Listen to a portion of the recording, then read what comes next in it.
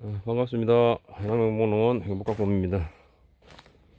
오늘은 어제에 이어서 전체적인 바닥 나머지 부분 미장을 했고 전체적으로 오늘로서 이제 전체적인 창고 바닥 미장은 끝이 났습니다.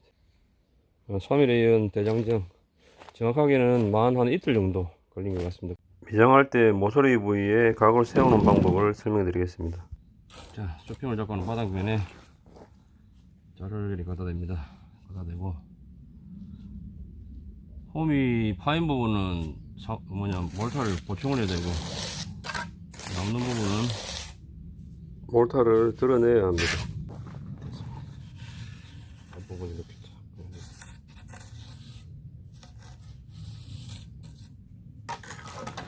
이렇게 각을 세웠습니다. 아까 방법대로 해서 각을 세웠고, 각을 만들기 전의 모습이고 각을 만든 후의 모습입니다.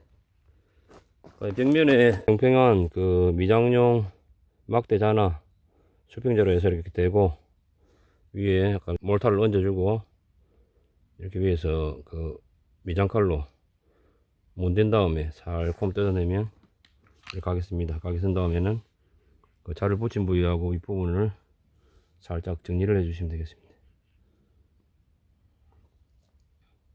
다시 한번 잘 보이는 면에서 보여드리겠습니다. 이렇게 지금 수평이 이 각이 나오질 않습니다. 각이 안 나오는 부위는 이렇게 평평한 부위를 대고, 남은 부위는 이렇게 깎아주고, 사물의 둥이 남은 부분 깎아주고, 모자라는 부위는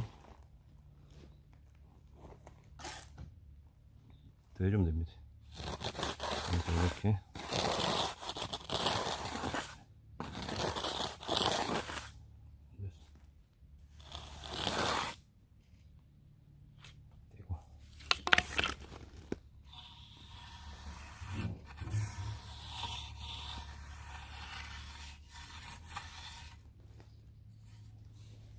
다시 한번 보여드리겠습니다.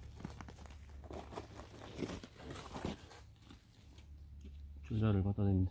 평평한 잣대를 갖다 댑니다. 갖다 대고, 모자란 부위는 모살을 조금 더 하고, 굉장히 많이 남는 부분은 깎아냅니다.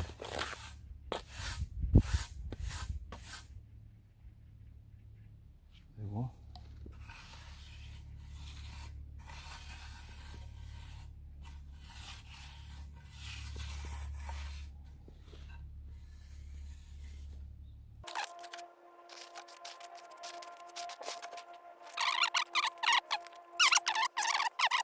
모서리를 잡을 때는 수평자나 평평한 미장용 막대기가 있습니다. 그걸로 해서 각을 만들고, 각을 만든 다음에는 기역자, 니은자, 흑칼이 있습니다. 그 칼로 모서리를 둥그렇게 만들어줘야 되나, 최소한의 연장이 있기 때문에 그 연장으로 최대한 효과를 내서 작업을 해봤습니다. 미장 초보의 꿀팁입니다. 어깨 너머로 봤던 거 롤풀로 전체적으로 실력을 다 발휘해봤습니다. 전체적인 바닥 미장은 오늘 마쳤습니다. 마쳤고, 초보 치고는 나름대로 지금 상당히 만족스럽습니다. 감사합니다. 해남용문원 행복가꿈이었습니다.